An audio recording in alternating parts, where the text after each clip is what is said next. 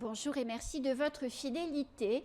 Pour ce premier temps de parole, on reçoit Solo Bamana qui est président de la commission formation de la Chambre des métiers et de l'artisanat. Et avec lui, on va parler de la situation de la CMA. Et puis après, on évoquera aussi la situation de la troisième retenue collinaire.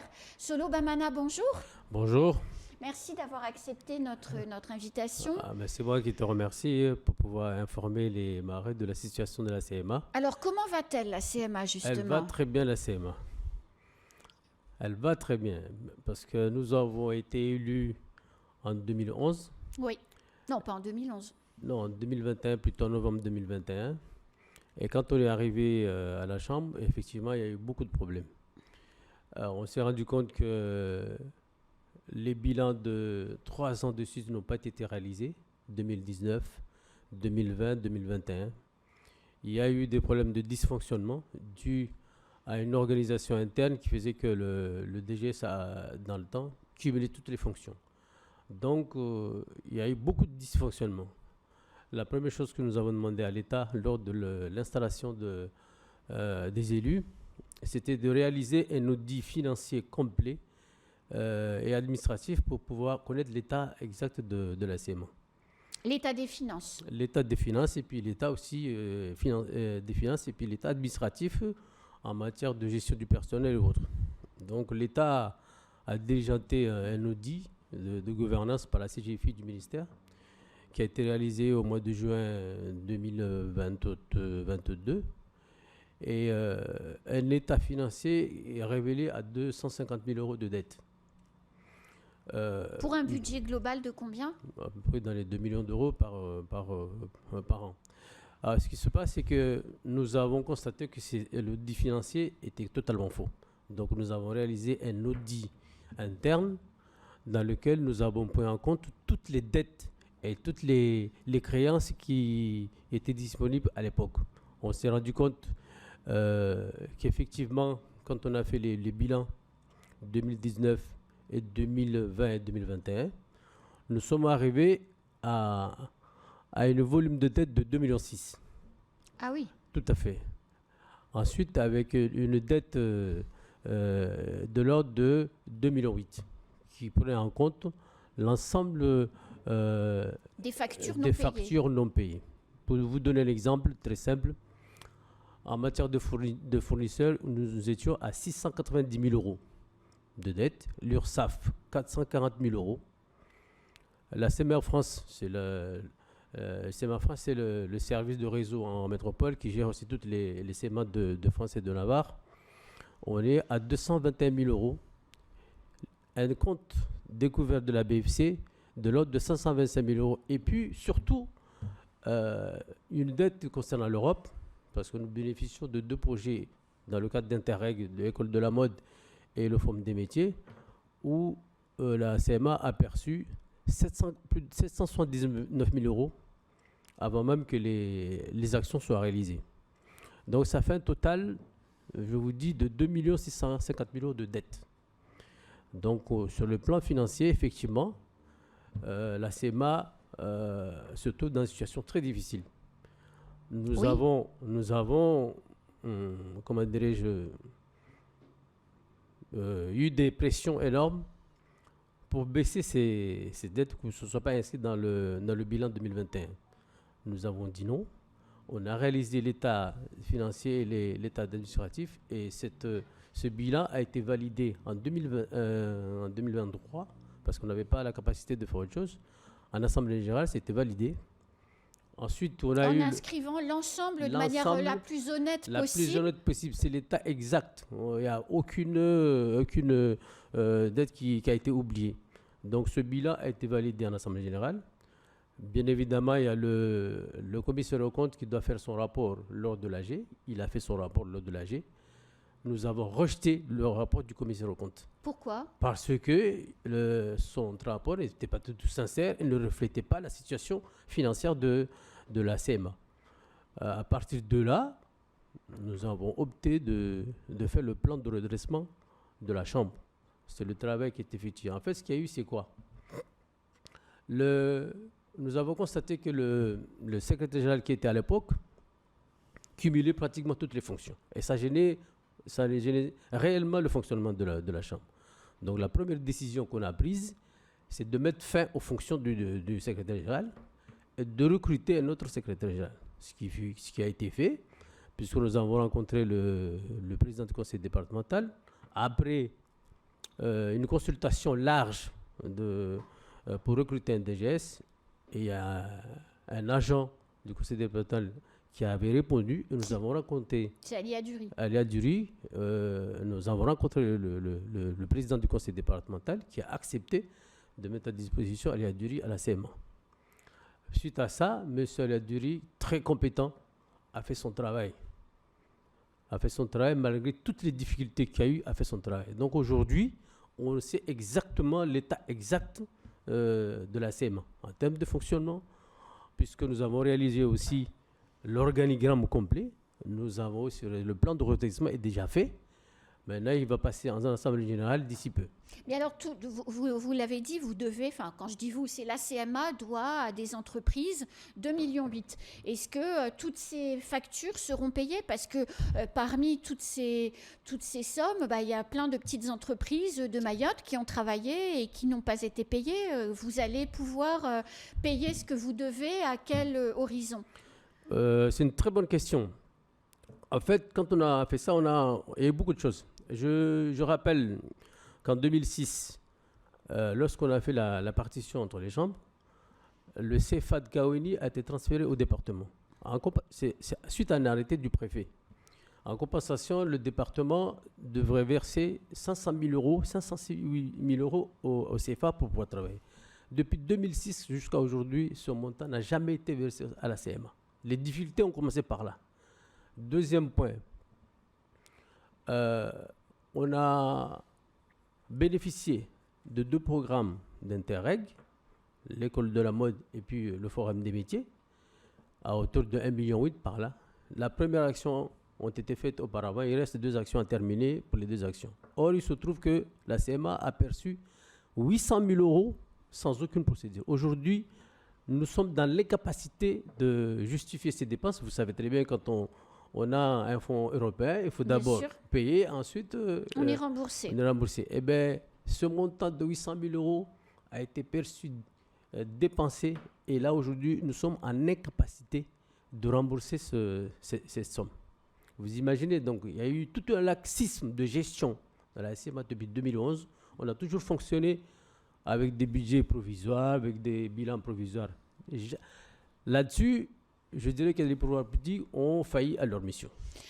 On a continué, je termine, on a continué à injecter de l'argent pendant 3 ans, 4 ans, 5 ans à la CMA sans aucun contrôle. Sans bilan, sans aucun contrôle. Mais Solo Bamana, aujourd'hui, vous n'avez pas répondu à ma question et je me permets de vous la poser. Les gens à qui vous devez de l'argent, les petites entreprises, vont-ils être payés? Je vais répondre à ta question, Anne.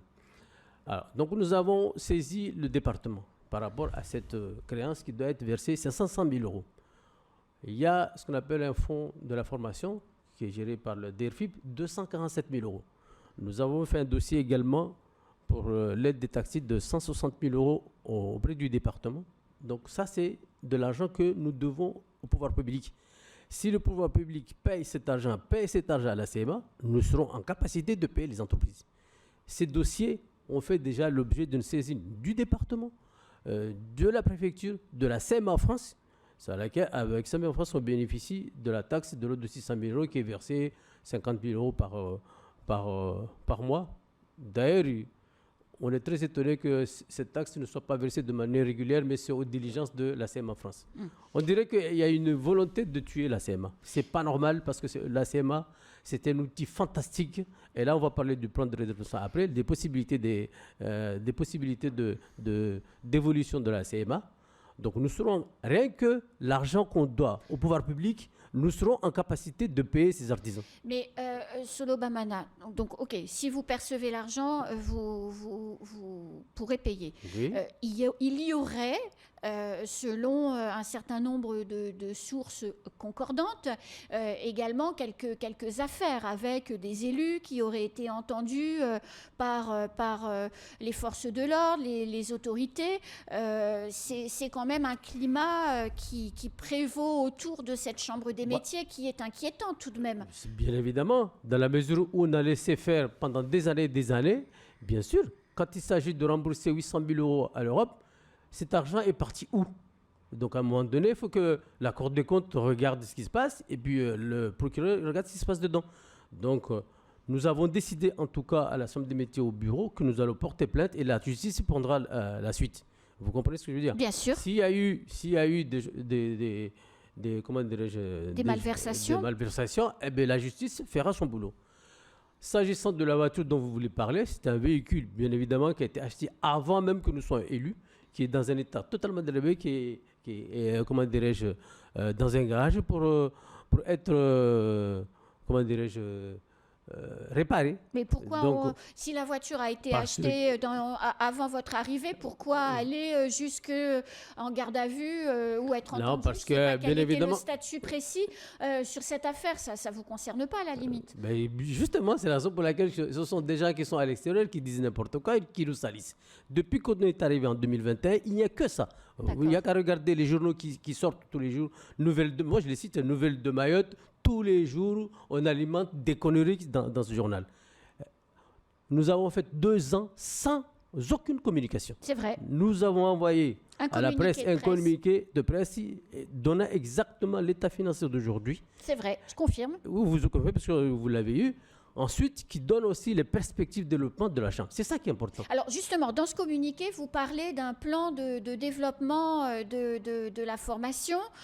Or, sauf erreur de ma part, ça fait longtemps qu'il y a de la formation à la CMA. Il y a eu des BEP, des CAP bouchers, des CAP esthétiques, l'école régionale des métiers de la mode que vous évoquiez tout à l'heure. La Chambre des métiers et de l'artisanat avait un agrément Calliope, un agrément ISO 9001 pour la formation. Mais ça, c'est quand même une preuve que ça fonctionnait, en tout cas sur la formation. Ça ne fonctionnait pas du tout. Ah. Je vous dis, ça ne fonctionnait pas du tout parce que les choses n'ont pas été faites dans les formes. Ah, voilà. Pourtant, la structure était Calliope et ISO 9001. La structure avait ISO 9001. Il y a eu quelques formations qui ont été faites, je suis d'accord avec vous, mais de manière générale, ça ne fonctionnait pas du tout. D'accord. Depuis 2006 jusqu'à aujourd'hui, est-ce que vous avez vu une formation faite par le BTP? Alors que là, c'est la filière dans laquelle il faudra faire les formations de manière très importante. Mais il n'y a pas de garantie décennale à Mayotte. Attendez. Lorsqu'on a envie de travailler dans une entreprise où un privé veut travailler, il nous faut un carreleur, il nous faut un électricien. Tous ces gens-là ne sont plus formés de manière sérieuse. Les gens qui sortent du système scolaire ne sont pas formés. Effectivement, le GSMA fait des formations par rapport au BTP, mais en 9 mois, nous ne pouvons pas former des techniciens vrais. Or, aujourd'hui, la CMA dispose de la certification Calliope. Nous avons signé la convention avec CMA France, nous sommes en capacité de faire les diplômes de BEP, CAP jusqu'à Bac+2. La seule chose qu'aujourd'hui, ce que je vous ai dit, c'est qu'il faut effectivement redresser la Chambre, injecter un peu d'argent. Si les pouvoirs publics injectent un peu d'argent, nous serons en capacité de faire les formations. Parce qu'à partir du moment où nous avons la certification Calliope, la certification Calliope. Ensuite, nous avons aussi la convention avec CMA France. Nous pouvons monter toutes les formations nécessaires. Alors, vous imaginez le BTP. Là, il me reste à Mayotte plus de 30 000 logements à construire. Oui, bien sûr. Vous imaginez, les entreprises auront la capacité de pouvoir venir à la Chambre, de pouvoir avoir les artisans nécessaires. Aujourd'hui, depuis 2006, ça n'a pas été fait. Il y a eu effectivement quelques formations, notamment en boucher ou autre. Je suis d'accord avec vous. Et en esthétique? En esthétique aussi, c'est 1-2 formations. Mais le plus important n'a pas été fait. Toutes les filières, BTP, alimentation, fabrication, services, vous imaginez, c'est quand même nous avons plus de 4300 artisans à la CMA. Alors, la formation est hyper importante en matière de formation continue et en matière de formation d'apprentis. Aujourd'hui, le système scolaire actuel ne peut pas juguler l'ensemble des gens qui sortent du système, qui ne sont pas formés et qui n'ont pas de diplôme et qui ne sont pas en capacité d'avoir du boulot. Solo Bamana, le temps passe et je voudrais qu'on évoque la retenue collinaire parce que la crise de l'eau, voilà, ça nous concerne nous tous et la troisième retenue collinaire, c'est aussi un sujet qui vous concerne. Où en êtes-vous, puisque c'est vous qui défendez les intérêts de votre famille, la famille Bamana, où en êtes-vous des négociations avec le syndicat des eaux sur les terrains pour la troisième retenue collinaire? Alors, d'abord, je tiens à rendre hommage au père Bamana qui a dit il y a longtemps et qui a dit je donne tant d'hectares pour la retenue collinaire. Le pouvoir public qui est en place jusqu'à aujourd'hui n'ont pratiquement fait grand-chose. Il y a quelques années, le syndicat des eaux avait commencé une négociation. On avait conclu cette négociation pour la retenue collinaire. Donc, la famille Bamana n'a jamais été contre la retenue collinaire. Au contraire, on est passé de 7 hectares à 15 hectares. Aujourd'hui, c'est les syndicats. Comment ça s'appelle le syndicat aujourd'hui?